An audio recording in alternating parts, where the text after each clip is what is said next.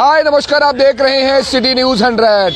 अब तो जनता के लिए आवाज उठाना भी गुनाह हो चुका है। मतलब आपने जनता के हित की आवाज उठाई नहीं कि विभाग आके आपका तंबू ताम तमेड़ा उखाड़ के चला जाता है। ये देखिएगा, ये कुछ लोग यहाँ पर बीके अस्पताल में जो पेट दर्द का इलाज भी कराने के लिए नाकाफी है, मतलब नहीं कर पा रहा, हर खबर कहते हैं हर मरीज को दिल्ली रेफर कर देता है। तो भैया इन्होंने आवाज उठाई कि बीके अस्पताल जस्ट सामने है, शहर का सरकारी अस्पताल है, करोड़ों अरबों रुपए खर्च हो चुके हैं। आपको बता दूं, इस पे क्या सुविधा मुहैया कराने के लिए, जनता के हितों की बात करने के लिए कई सारे समाज सेवी एक साथ इकट्ठे हुए, कई दिन से धरने पे बैठे, ठंड में, ठिठुरती ठंड में कंबल बिछा के यहीं लेटते, आवाज उठाते रोज कुछ ना कुछ, ताकि पीछे एमसीए विभाग है तो कहीं ना कहीं से आवाज जाए। लेकिन आज क्या होता है कि भैया इनका ताम तमेड़ा तंबू सब उखाड़ दिए जाते हैं। पहले वीडियो दिखाते हैं, उसका रीजन ही बताएंगे कि उखाड़ा भी क्यों उखाड़ा। देखिएगा, पहले वीडियो देख लीजिए, वीडियो क्या है।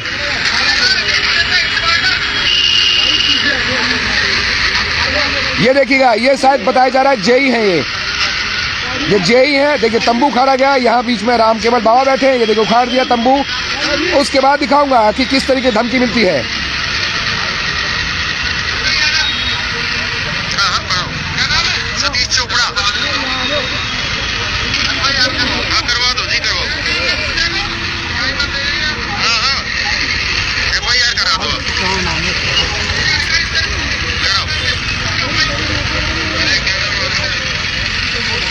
सीधा कहा जाता है कि इसके खिलाफ एफआईआर करो, एफआईआर करो इनके खिलाफ।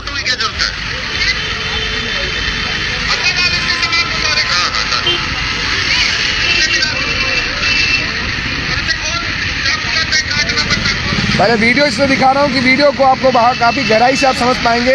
ये भाई साहब कुछ हैं, बताया जा रहा है इनका नाम कोई जेई है, हर्ष चपराना नाम बताया जा रहा है, अभी पता नहीं, लेकिन कंफर्म नहीं, इनसे पूछेंगे। एक और वीडियो दिखाते हैं, थोड़ा देख लीजिए। ये देखिएगा, इनका तंबू उखाड़ने के लिए पूरा अमला जमला पहुंच जाता है। बहुत बड़ा तंबू लगा के बैठे थे भैया यहाँ। जब आपको बता दूं, एमसीएफ के कर्मचारी जब अपनी मांगों को लेकर यहाँ पर बैठते हैं तब उनका तंबू नहीं उखाड़ा जाता। एमसीएफ के जब कर्मचारी, कई सारे कर्मचारी, 200 300 कर्मचारी हर महीने कई दिन तक, कई घंटों तक बैठे रहते हैं, उनका ताम तमेड़ा तंबू नहीं उखाड़ती है प्रशासन। लेकिन ये लोग बीके अस्पताल की आवाज को उठाने के लिए कि भैया यहाँ से रेफर मत करो, ऐसे डॉक्टर दो, ऐसी सुविधा मुहैया कराइए, करोड़ों अरबों रुपए खर्च करने का दावा करती है सरकार, तो भैया थोड़ा ढंग से तो सुविधाएं दें। ताम तमेड़ा उखाड़ दिया, 2 नाम उसमें ले जा रहे थे। अरे भैया रुक जाओ, आओ आओ, आप ही बोल रहे थे सतीश जी, आप वीडियो में आपने देखा था, क्या था, कौन था जो आके तंबू खाड़ता, आपको एफआईआर की धमकी दे रहे थे, क्या हुआ? देखिए कल रात को ही आए थे, धमकी भरा अंदाज में उन्होंने बोला 1 दिन का समय है और इसको तंबू को आप हटा लो, नहीं तो हम उखाड़ देंगे। अच्छा, आज सुबह आए तो इन्होंने बोला हमने आपको कल बोला था, आपने तंबू नहीं हटाया। हमने बाबा जी ने बोला कि हम अभी 2 ही व्यक्ति हैं, 12-1 बजे तक जैसे हमारे साथी आते टेंट वाले को बोल के हम उसको शिफ्ट करा देंगे। एसडीओ साहब मान गए, वो चलने लग गए। इतने में जो इनका जेई था, जो उसका नाम शायद हर्ष चपराना है, उसने बदतमीजी की। उसने बोला जेसीबी किस लिए हम लेके आए हैं, हम अभी तोड़ देंगे। तोड़ दीजिए आप। अच्छा, उसके बाद एफआईआर करेंगे आपके नाम से। बिल्कुल बिल्कुल, ये वीडियो है मेरे पास, जो मैंने लाइव भी चलाया, हमने वीडियो भी अपने सभी पत्रकार साथियों को भी दी। उसके अंदर यहाँ तक, हाँ तेरा नाम क्या है, मैंने सतीश चोपड़ा बैनर लगा हुआ भाई, नाम भी लिखा, फोटो भी लगी हुई है। तो क्यों बैठे थे ताम तंबू लगे? घर नहीं है क्या आपके पास? घर जाके सो, यहाँ क्यों तंबू लगा के बैठे हो? जगह घेर के बैठे हो, क्यों बैठे थे आप? देखिए मैं वही बता रहा हूँ कि जो फरीदाबाद में रोजाना मौत का तांडव होता है, गरीब आदमी इलाज के अभाव में दम तोड़ता है, उसको देख के हम चुप नहीं रह सकते। हमने कई बार इन जन समस्याओं को अधिकारियों तक पहुंचाया, स्वास्थ्य मंत्री तक पहुंचाया, सीएम तक पहुंचाया। 25,000 लोगों के साइन करा के ट्रॉमा सेंटर का मांग पत्र सीएम साहब को भेजा था। उसके बाद मंत्री जी ने बोला कि हमारे पे तीसरी बार लोग जो जनता विश्वास जताए, हम ट्रॉमा सेंटर बना के देंगे। लोकसभा चुनाव में बोला उन्होंने, सभी ने चलाया, और उसके बाद विधानसभा चुनाव में मुद्दा बना, पर ये सिर्फ मुद्दा बन के रह गया। जीतने वाले वोट बटेर के ट्रॉमा सेंटर बीके को अपग्रेड किया जाएगा, यहाँ सुविधाएं बढ़ाई जाएंगी, वोट बटोर के अपने घर बैठ गए। हम तो नहीं बैठ सकते। यहाँ तो पेट दर्द का इलाज भी होता था, कहते दिल्ली रेफर कर दो भैया, यहाँ से कर दो। लोग कुछ भी आए, दिल्ली रेफर, दिल्ली रेफर। किस बात का है अस्पताल में? के डॉक्टर नहीं है, नेफ्रो के नहीं है, सरकारी जो कार्डियोलॉजिस्ट होता है वो नहीं है, पीपी मोड वाले में होगा, ठीक है। स्पाइन के डॉक्टर नहीं है, वेनोलॉजिस्ट नहीं है, मतलब कोई भी सुपर स्पेशलिस्ट डॉक्टर ही नहीं है, यहाँ तक कि फिजिशियन नहीं है। जबकि अटल बिहारी वाजपेयी का एक अस्पताल सरकार ने दिया हुआ है, वो वहाँ पर मकड़ी के जाले खा रहे हैं। बड़े बड़े चैनलों पे डिबेट करते हैं इनके प्रवक्ता तो हमें भी लगा दे दिया होगा। हम वहाँ पे जमीनी हकीकत जब देखने गए, हमने देखा खंडर बना हुआ था उस समय। मकड़ी के जाल लग रहे हैं वहाँ तो। मैं बता रहा हूँ उस समय खंडर था ये, जब हम पहली बार गए थे वहाँ पे। फिर हमने आरटीआई लगाई कि भाई कितने कर्मचारी हैं, कितना पैसा मेंटेनेंस में खर्च हुआ। हमें जान के हैरानी हुई कि 3 करोड़ रुपए हर महीने सैलरी जा रही है, 50 करोड़ उसके रंग रोगन करने में चला गया, 550 वहाँ कर्मचारी हैं, 460 बेड हैं, पर आज तक किसी को एडमिट करके वहाँ इलाज नहीं दिया गया। तो ये जनता की गाड़ी कमाई को वहाँ लुटा रहे थे। तो पर्यटन स्थल खोल देना चाहिए भैया, जाओ गर्मी में वहाँ, अगर आपको धूप लग रही है तो वहाँ जाके छाया में बैठो, है ना। ऐसा मुझे लगता है फिर तो कमाई भी हो जाएगी, इससे बेहतर तो वही कर दें, मकड़ी के जाल खा रहे हैं वहाँ पर। कम से कम जनता की जो गाड़ी कमाई का पैसा आप खर्च कर रहे हैं कहीं, उसको जनता को लाभ तो मिलना चाहिए। हमारी मांग क्या थी कि वहाँ पे आईपीडी बनाई जाए, आईपीडी जो है उसको शुरू किया जाए, लोगों को एडमिट करके इलाज दिया जाए। मतलब जनता के हित की भलाई के लिए आप तंबू लगा के बैठे थे, उसी को खाड़े। ये आप भी रोजाना चलाते हैं, हर दूसरे तीसरे दिन चलाते हैं कि बीके के अंदर किसी न किसी व्यक्ति की इलाज के अभाव में मौत हो जाती है। चलाते हैं, सभी पत्रकार साथी चलाते हैं। बीके में जो कमी है हम सब ने मिलकर उठाया उसको, कई चीजों में सुधार भी आया। मोर्चरी की आप पिछले साल आपने खुद ही चलाई और हमने दिखाया था कि जो शव आ रहे थे बाहर पड़े थे, मोर्चरी के बाहर खुले में पड़े थे, जो सड़ गए फूल गए।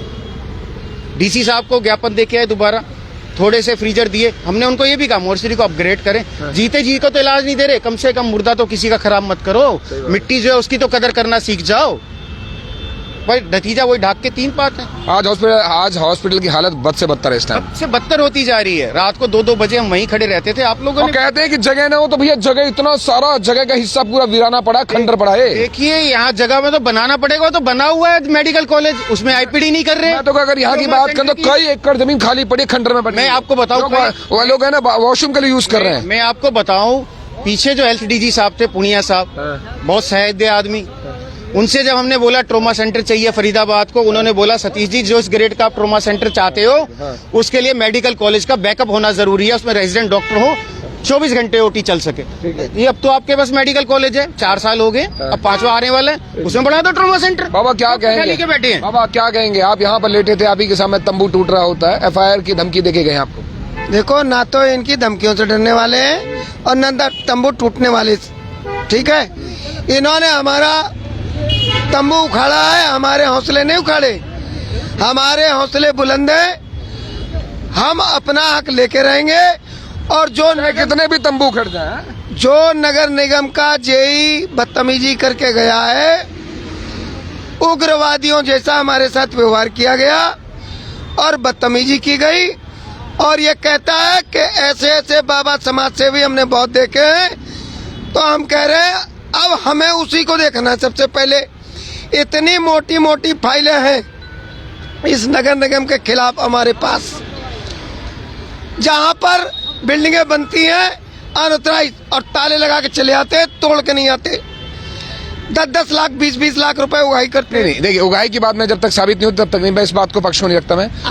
ठीक है, आप मानिए मत मानिए, मैं आपको मानने के लिए नहीं कह रहा, लेकिन जब हम प्रूफ देंगे जब तक मानोगे तब मानेंगे, ठीक है। और ये सरकार को मनाना है, प्रशासन को मनाना है, ठीक है।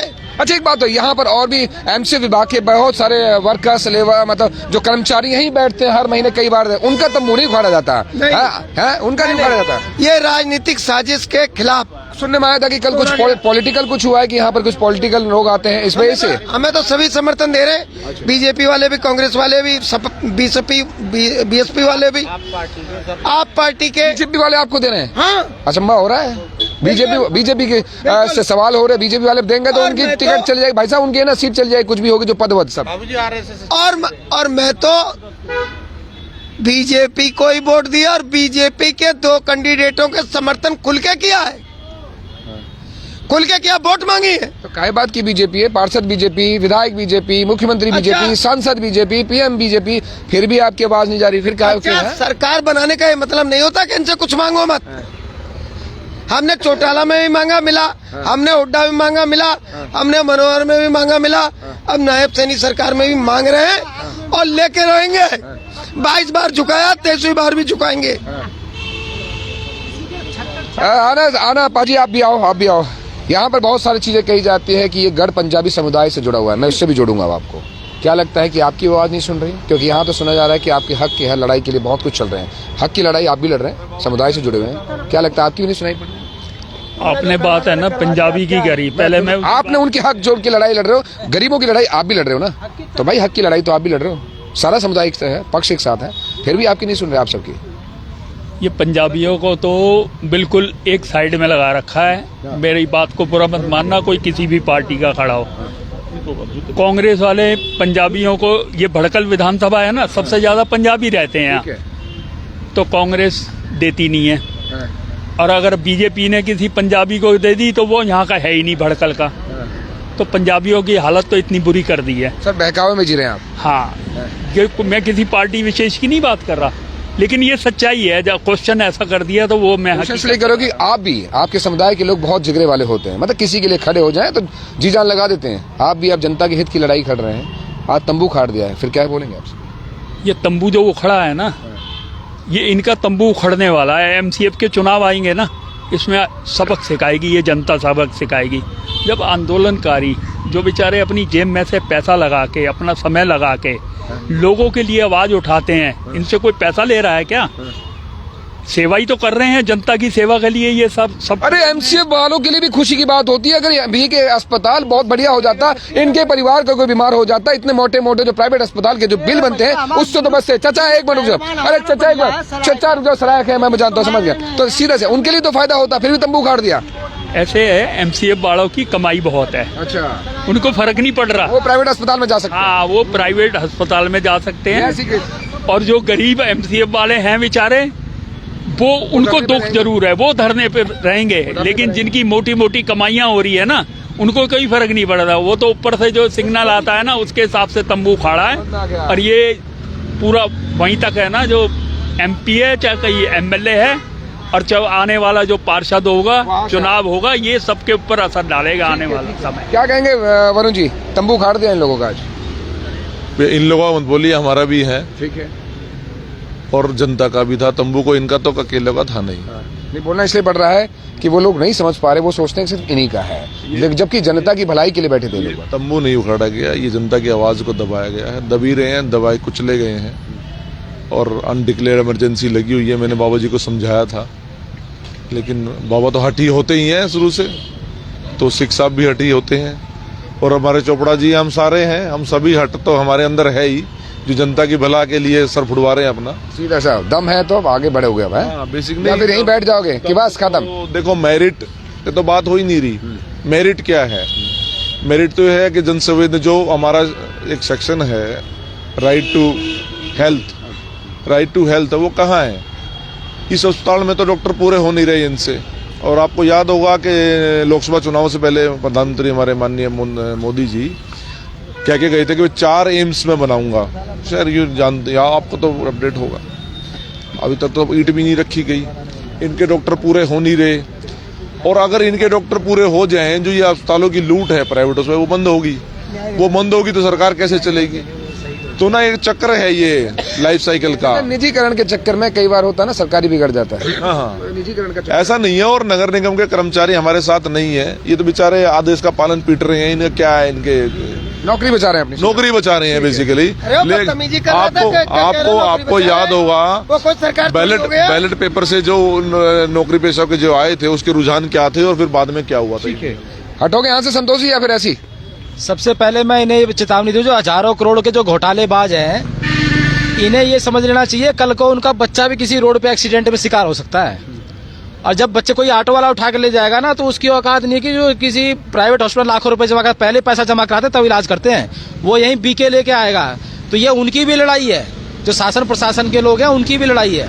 और हमें तो ये सोच रहे थे कि भाई कोई सत्ता का आदमी, कोई विधायक यहाँ पर आएगा, वो कहेगा जी हमने आपकी मांग मान ली है, हम आज नहीं 6 महीने में नहीं, साल भर भी हम काम। कोई आया? कोई भी नहीं आया। तो तोड़ने, ये तो धमकी देने और डराने के लिए आए। तो समाज से भी सारे साथ हैं इनके साथ, और दल बल के साथ पूरे मैदान।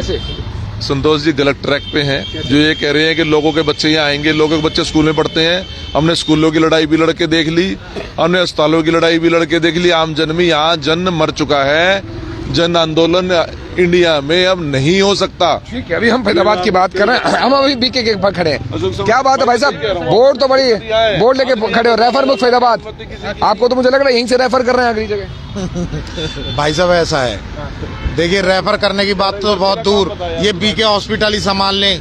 अभी आपने देखा कितनी मेडिसिनों की चोरी का यहाँ विजिलेंस के छापे पड़े हैं। यहाँ पता चला जो हार्ट का डॉक्टर था वही नकली बैठा हुआ था सर्टिफिकेट लिए हुए। विजिलेंस ने उठाया था नहीं उठाया था, ठीक है, विजिलेंस ने उठाया था नहीं उठाया था। फर्जी डॉक्टर कितने वर्षों से काम कर रहा था, 10 वर्षों से काम कर रहा था। बड़ी बात है सरकारी हॉस्पिटल के अंदर। और जो सरकार जो ये प्राइवेटेशन वाली आपने बात कही ना, उसका एक मुख्य कारण है जो जीएसटी होती है ना, आपने देखा होगा ये मेडिक्लेम पॉलिसियां जो चल रही है इनमें जीएसटी लगने लग गई 18%, इससे पहले नहीं थी। ये 18% जीएसटी खाने के चक्कर में सरकारी को खत्म कर रहे हैं और प्राइवेट में जाएगा, मेडिक्लेम भी कराएगा, वहां से जीएसटी आएगी, फिर वहां जो पैसा भरेगा वो अलग, वहां से जीएसटी अलग। ओवरऑल मैं सीधा पूछ रहा हूँ, हटोगे यहाँ से नहीं हटोगे?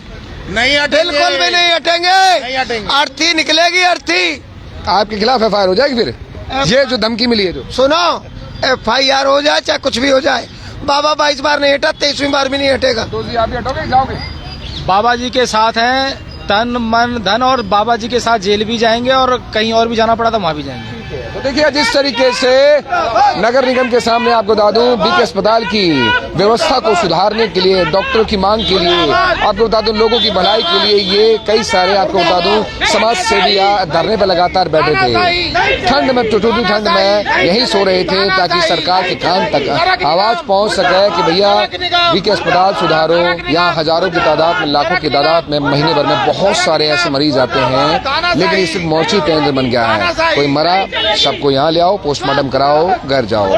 और चीजों की बीमारी के बारे में यहाँ रेफर कर दिए जाते हैं, अधिकतर दिल्ली रेफर किया जाते हैं। उसी की मांग थी इनकी कि भैया अस्पताल को बड़ा बनाओ, रेफर मुक्त फरीदाबाद करो। क्यों रेफर मत करिए, आप यहीं सारी बीमारियों का इलाज है यहीं कीजिए, या अटल बिहारी वाजपेयी जो छायसा में एक बहुत बड़ा अस्पताल बनाया गया है उसको यूज कीजिए, जबकि वो अभी काम कुछ नहीं हो रहा वहाँ पर। तो यही सब मांग थी, लेकिन मांग शायद सरकार के कानों में नहीं पहुंचने देना चाहते, इसलिए इनका तंबू खाड़ दिया गया। नमस्कार, आप देख रहे हैं इसीलिए नमस्कार।